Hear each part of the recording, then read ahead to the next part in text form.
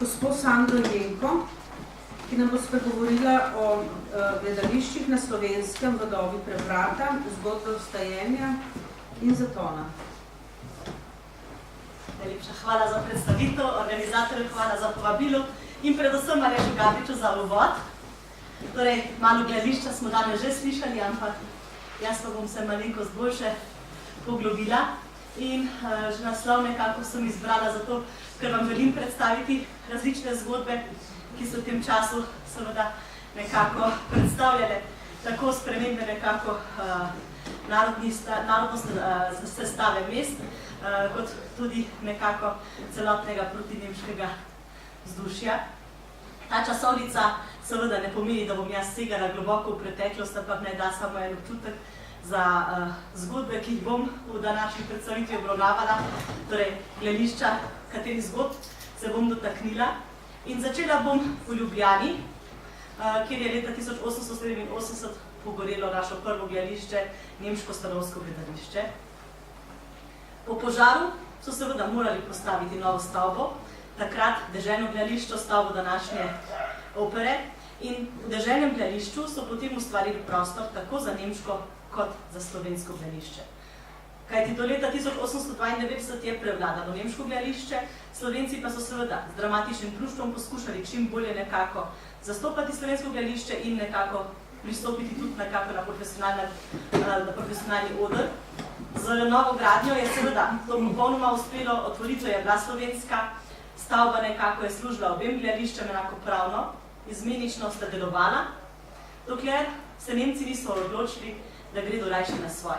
Torej, malo je prišlo do sprememb tudi političnih v deželi, da so se Nemci odločili, da zapustijo skupno gledališko stavbo, tako da pravzaprav so dejansko Slovenci že 1911 pridobili nekako ta veliko zmago nad nemško gledališko predvlado. Torej, Slovenci so takrat leta 1911 odprli gledališko stavbo kot edini uporabniki tega našega deželnega gledališča. In sicer so odigrali dramo Ljub glas in takrat seveda je najbolj mogoče izstopal ravno ta napis na gledališkem plakatu Slovensko deželno gledališče v Ljubljani, ampak to ime se ni pojavilo šele 1911, začeli so ga že uporabljati od 1909 dalje pravzaprav. Ampak takrat seveda še toliko bolj izstopa zaradi tega, ker seveda simbolno res zdaj naznanja sezono v slovenskem gledališču, ki ni bilo več nemško. Ampak to srečno obdobje nekako uporabiti naše gledališke stavbe je žal trajalo samo do Prve svetovne vojne, ker med vojno žal iz deželnega gledališča ni bilo slišati slovenskih gledaliških besed. Kriva za to, da dramatično društvo ni nadaljevalo, ni bila vojna, ampak pravzaprav to, da tudi dramatično društvo že pred vojno ni tako poslovalo in delovalo, kot bi moralo. Tako da je potem samo vojna nekako še dodatno otežila delo. In tako da je potem od 1915 do leta 18 v deželnem gledališču deloval kino. Ampak podobno nekako, kot so se počasi med vojno zbujale vse ta naša narodna zavest, naše slovenske misli, se je začelo tudi seveda prebujati želje v Slovencih v ponovnem vstajenju slovenskega gledališča. In Aleš Gabrič je prej že omenil gospoda Govekarja, ki je bil eden izmed glavnih nekako pobudnikov vstajenja našega slovenskega gledališča in ki je navijal za to, da se ustanovi slovenski gledališki konzorcij. 1917 se je ta ideja rodila in takrat so začeli tudi z nabiranjem denarnih sredstev, da bi omogočali gledališču delovanje in poleg tega seveda so tudi se obrnili na deželni odbor, da bi ponovno dobili gledališče v uporabo. Deželni odbor se je strinjal, če bodo nabrali dovolj sredstev in tako so lahko sezono 1918-19, torej prvo povojno sezono, ponovno igrali v deželnem gledališču. Torej, takrat na slovenskem deželnem gledališču, še po imenu. In tako so 29. septembra odprli dejansko ta oder z Divjim lovcem od Finžgarja. Torej, ta otvoritvena predstava je bila pravzaprav začetnica ponovnega slovenskega gledališkega ustvarjanja po vojni in gledališče se je dvignilo veliko močneje kot pa prej. Ni bilo več toliko tujih igralcev, kot je bilo prej, torej ne čeških in zagrebških moči. Veliko manj je bilo tujih moči, ampak veliko več slovenskih igralcev. Lahko so si privoščili, da igrajo tako drame kot opere, operete, celotno področje so lahko pokrivali z lastnimi umetniškimi močmi in postavili so si visoke cilje. Nemci, pa kot že rečeno, so se pa leta 1911 odločili za samostojno pot in si zgradili svoje gledališče. Na jubilejnem gledališču cesarja Franca Jožefa so doživeli 3 predvojne sezone in 4 vojne sezone. In v teh vojnih sezonah je seveda umetniška raven precej padla, repertoar ni bil tako raznolik in na visoki ravni kot prej. Je pa seveda v tem gledališču ves čas nekako bila možnost, da sploh Ljubljančani doživljali gledališče med Prvo svetovno vojno. Ko je prišla nekako ta trenutek, ko se je končala počasi vojna, ko je prišla nova gledališka sezona, je v našo jubilejno gledališče v Ljubljani prišel popolnoma svež in nov veter. Kajti do leta 1918 je pravzaprav našo ljubljansko gledališče delovalo kot neka vrsta podružnica celovškega gledališča. Herman Lohe je bil ravnatelj v Celovcu in poslal je zmeraj nekoga v Ljubljani, ki je tukaj deloval. Za sezono 1918-19 pa je prišel Kurt Seder. Popolnoma novo ime za Ljubljančane, popolnoma nov ansambl, svež veter iz Nemčije, z novimi ambicijami, z novimi cilji in tako kot je nekako prevetril ne samo ta sistem, da nismo več bili podružniško gledališče, pa ponovno samostojno nemško gledališče, je tudi nekako prevetril repertoar. Ponovno so se igrale tudi kakšne zahtevnejša dela, klasiki so se vrnili, videli smo ponovno Shakespearea, ki ga med vojno skoraj da ni bilo videti, tako da tudi sodobno dramatiko upeljeval, imel številne krstne uprizoritve v sezoni, torej vse je pravzaprav kazalo na zelo obetavno sezono. Kazalo je na obetavno sezono, ampak žal, ta sezona ni potekala prav po njegovih načrtih. Ne samo, da je Laibacher Zeitung takrat prenehal izhajati, ki je bil glavni medij nemškega gledališča, torej glavni medij prvič zato, da je napovedal predstave in tudi, da so se brali njihove kritike. In ko je prenehal izhajati njihov glavni medij, se je paralelno odvijala v časopisju ekstremna protipropaganda proti nemškemu gledališču. Torej, zelo so nabijali pravzaprav proti tej tuji stavbi, medtem ko so Slovenci igrali v ta drugi stavbi. In med drugim so seveda zapisovali, da naj bi se nemška gledališka stavba rušila, da naj bi bil obisk nevaren, da naj bi bilo nekako ogrožena osebna varnost, kadar obiščemo te predstave. In poleg tega so tudi grozili v tisku, da bodo objavljali imena obiskovalcev gledaliških predstav in podpornikov nemškega gledališča. Naprimer, Slovenski narod med drugim piše: od podučene strani se nam poroča, da pripravlja nemško gledališče v Ljubljani razvpito igro Ein Böhm in Amerika. Ostrmeli smo, ko smo čuli to za sedanje čase neverjetno vest. To bi bilo izzivanje, katerega ne bi bilo mirno prenesti. Naj si obojna gospoda dobro premisli to stvar.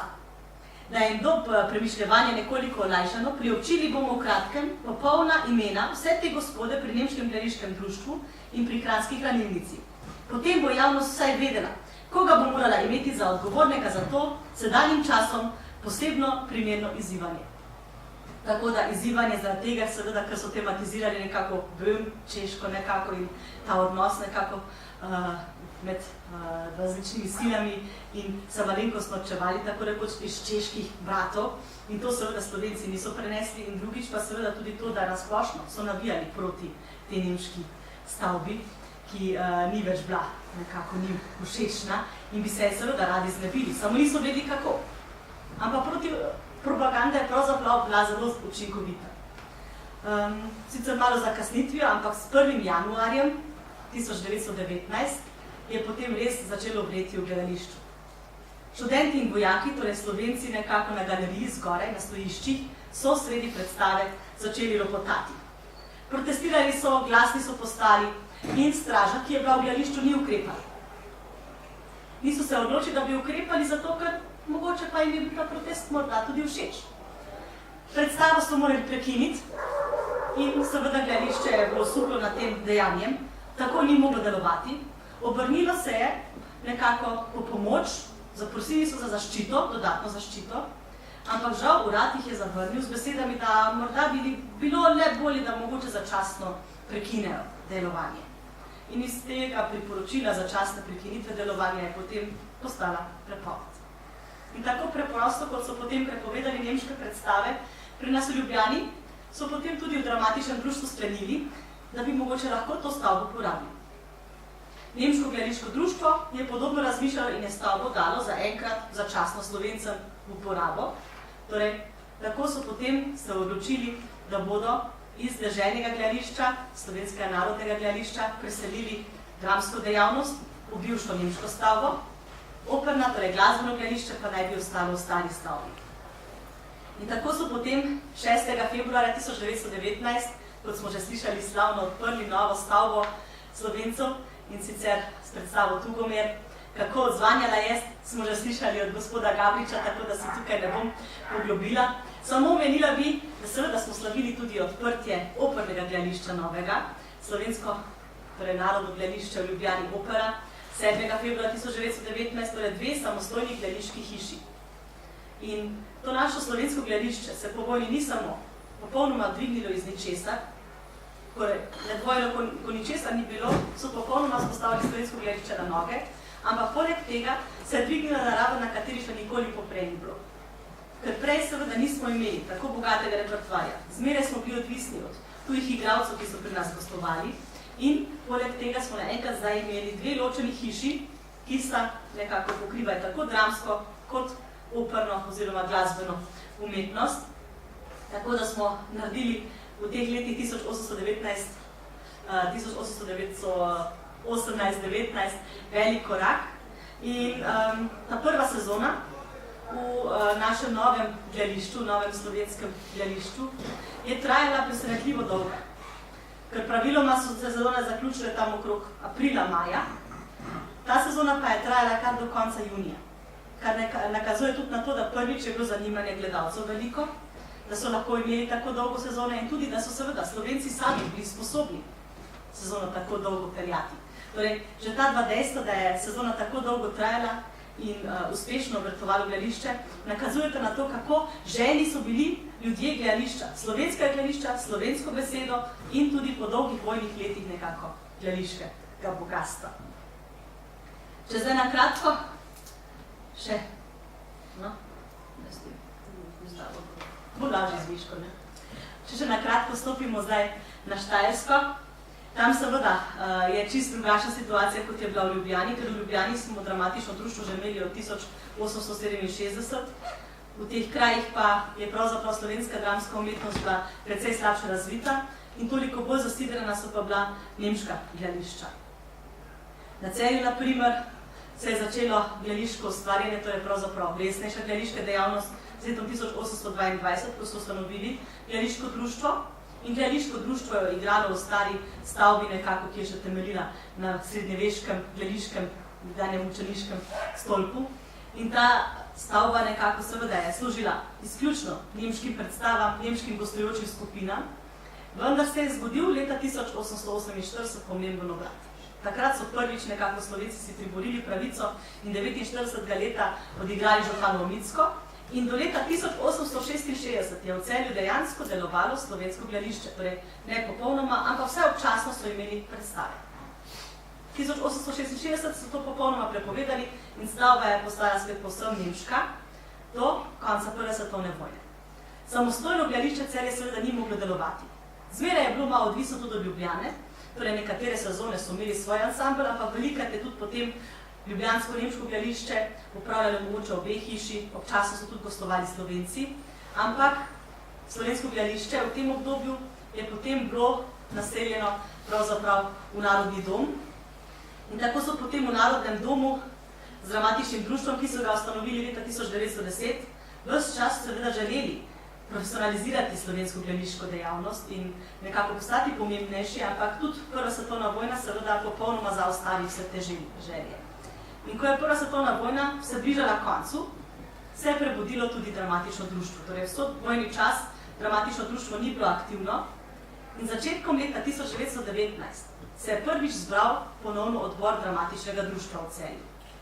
Odbor dramatičnega društva se ni zbral kar tako, ampak že prav na mestno podbudo, zato ker je stavba, nekdanja stavba, ki je bila v upravi nemškega gledališkega društva, prešla v mestno oblast nekako, torej nekako v last, v slovensko last in je bila zdaj seveda na voljo, morda tudi za slovenske predstave in prav iz te motivacije so se takrat člani odbora dramatičnega društva sestali, da bi načrtovali, kako bi mogoče lahko postavili gledališče na noge, pravo slovensko profesionalno gledališče.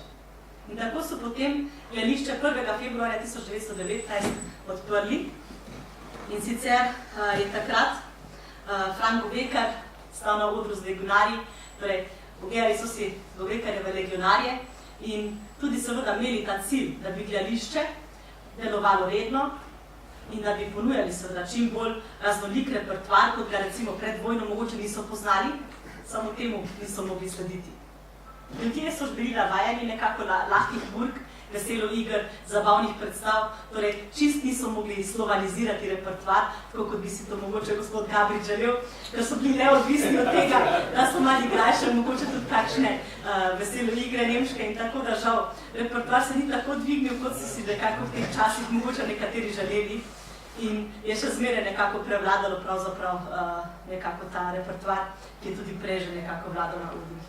Ampak seveda, cilj je bil dosežen, da smo stavbo imeli nekako v svoji lasti, da smo lahko začeli razvijati dejavnost in pomagala je seveda tudi Slovensko narodno gledališče iz Ljubljane, torej gostovali so občasno, pripeljali dodatne moči za predstave. In poleg tega je bilo velika pomoč, ko je potem Milan Skrbinček leta 1920 prišel in nekako tudi ustanovil dramsko šolo, gledališko šolo in se je gledališka dejavnost tudi v Celju zresnila in potem malo reorganizirala in se je začela tudi 1920 v Celju profesionalizacija gledališke dejavnosti.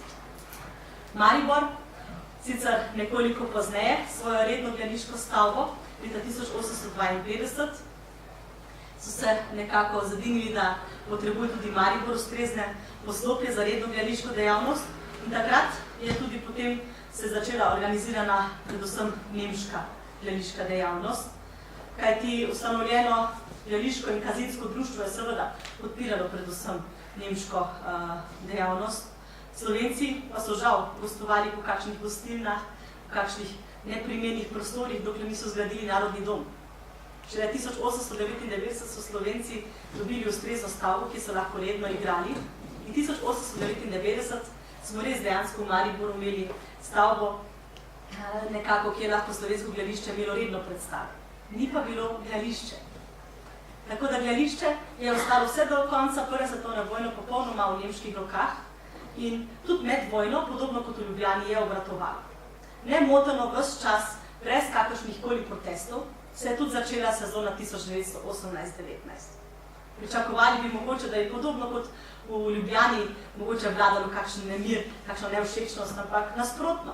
Ljudje so prihajali v gledališče, 1918-19 je Gustav Siger imel zelo dolgo sezono, podaljševal je celo, trajala je prvo uradno do 15. maja 1919, nadaljevala se je s koncerti, nadaljevala se je z otroškimi predstavami, nadaljevala do sredine junija.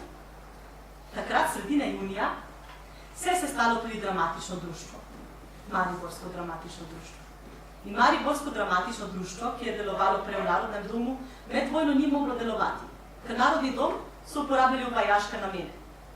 In ker je bila, njihovo prizorišče je bilo zasedeno, so šele aprila 1919 ponovno začeli s predstavami. In ko so potem na sestanku junija razmišljali, kako bi lahko novo sezono 1919-20 mogoče bolje začeli, se jim še sploh sanjalo ni, da bi jo igrali v gledališki stavbi. Takrat so še skromno razmišljali o Narodnem domu, skromno so razmišljali, želeli so seveda dobiti večji vpliv, ampak ni se jim zdaj tako dosegljiv. Zelo hitro pa je potem prišel obrat, ko so potem določili, da stavba ni več last tega društva, oziroma pravzaprav je društvo postalo slovensko. Torej, poslovenili so gledališko in kazinsko društvo in tako je potem prešla tudi stavba v slovensko last, torej v mestno last. In tako so potem 27. junija uradno razglasili, da bo stavba na voljo Slovencev. In to so slavili 2. in 3. julija z gostovanjem, ko je prišel King Konučič s svojim ansamblom in so odigrali 2 predstavi. Torej, pripeljali so slovensko gledališče simbolno stavbo, ki je dolga leta čakala na to, da se sliši slovenska beseda od nje. Uradno pa so potem sezono odprli 27. septembra 1919. Takrat se je potem dejansko začela prva prava slovenska gledališka sezona na profesionalnem odru in tudi takrat, seveda, je bila glavna igra, ki se je želela videti tudi v Mariboru, Tugomir. Seveda, Tugomir simbolno nekako kot prepovedana igra vsa ta leta prej, ki jo niso smeli igrati in ki so igrali samo po odlomkih, ampak takrat je bil pravi čas, da na vseh odrih nekako se simbolno odigra ta slovenska igra. In pravzaprav so imeli podobne cilje kot v Ljubljani, da bi slovenizirali repertoar, da bi nekako ga dvignili na višjo raven, europeizirali in seveda so vabili nekako tudi predvsem ustvarjalce slovenske na oder, ampak žal, okus ljudstva je bil nekako navajen na to, da gledajo preprostejše igre, veselo igre in niso bili pripravljeni na Ibsena. Takrat je prav Straža pisala v kritiki za 2. julija, da Ibsen in njegovi strahovi enostavni niso primerni za mariborsko občinstvo, da občinstvo še ni zrelo, tako da leta 1919, ko so začeli sezono, se je pravzaprav začelo obdobje, ko so morali šele graditi na občinstvo.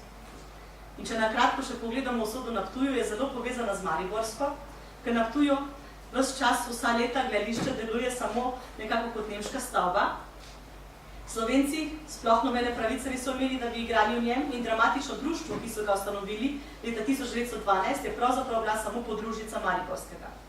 Torej, Ptuj, odvisno od tega, da so potem gostovali ali mariborski slovenski igralci ali pa mariborski nemški igralci, je potem seveda za kasnitvijo nekako začel razmišljati tudi o tem, da bi se slovensko dramatično društvo res dejansko postavilo na oder. Samo če pogledamo po letnici, 29. januar 1919, je pravzaprav dejansko Ptujčanom uspelo, da so prvi dejansko osvojili ta oder. Torej nekako so dobili gledališče v last in čim hitreje, koliko se le dalo ukrepalo. Torej začetka kot podružnično dramatično društvo, kasneje 1920 pa se dramatično društvo na Ptuju tudi osamosvojilo in začelo svojo pot k resnemu profesionalnemu gledališču. In če zdaj na kratko samo še povzamem, bi rada se navezala na misel, ki je gospod odprla, kaj je vse mogoče nekako krivega v deželi Danski. Bi mogoče res razmišljali o tem, da marsikaj je bilo narobe. Kruha ni bilo, ampak ljudje so rinili v gledališče. Gledališča so cvetela kot nikoli poprej, sezone so bile daljše, imeli so veliko več večerov. V Ljubljani je delovalo nemško in slovensko gledališče, potem 2 odra.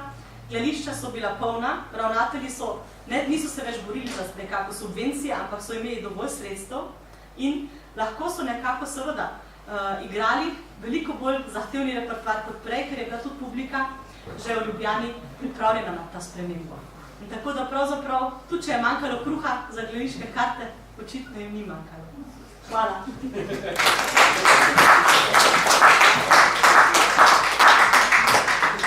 Najlepša hvala, bom rekla, za tole vzneseno predavanje. Pravi užitek je bil poslušati.